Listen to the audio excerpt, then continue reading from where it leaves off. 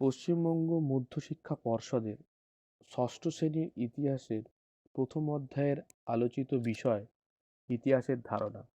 ইতিহাসের ধারণাকে মূলত আমরা দুই ভাগে ভাগ করতে পারি।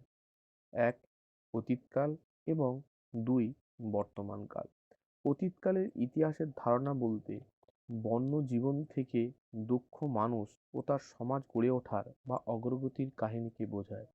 আর বর্তমানকালের ইতিহাসের ধারণা বলতে অসংখ্য সাধারণ মানুষ তাদের নিজ নিজ ক্ষুদ্র বা বৃহৎ প্রচেষ্টার দ্বারা যে সভ্যতার পরিপূর্ণতা দান করে এগিয়ে নিয়ে যায় এবং বৃহত্তর মানবগোষ্ঠীর ক্রমোন্নতির বিবরণ বর্ণনা করে, তাকে আমরা বর্তমানকালের ইতিহাসের ধারণা বলতে পারি। অর্থাৎ অতীতকালের ইতিহাসের ধারণার যে লিখন তা ছিল অতীতের রোমাঞ্চকর, আকর্ষণীয়, অলৌকিক লোকগাথা, রাজা রানীর ও যুদ্ধ জয় পরাজয়ের কাহিনী ইত্যাদি। আর বর্তমানকালের ইতিহাসের ধারণা কেবল রাজা রানীর কথা বা যুদ্ধ জয় পরাজয়ের কাহিনী নয়, এতে থাকে মানুষের তৈরি জীবনধারার সামাজিক, অর্থনৈতিক, সাংস্কৃতিক পরিচয়ের কথা।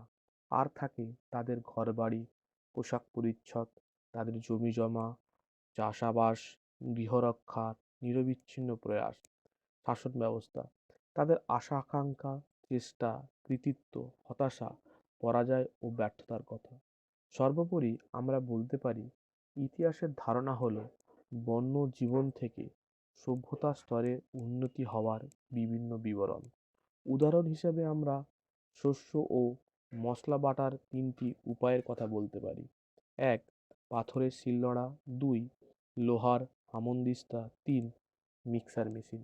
এই তিনটি পদ্ধতিতে আমরা শস্য ও মশলা বাটতে পারি, কিন্তু সময়ের সাথে সাথে মানুষের জীবনধারায় যে বিবর্তন ঘটেছিল তার ফলশ্রুতিতে এই তিনটি পদ্ধতির বিকাশ ঘটে।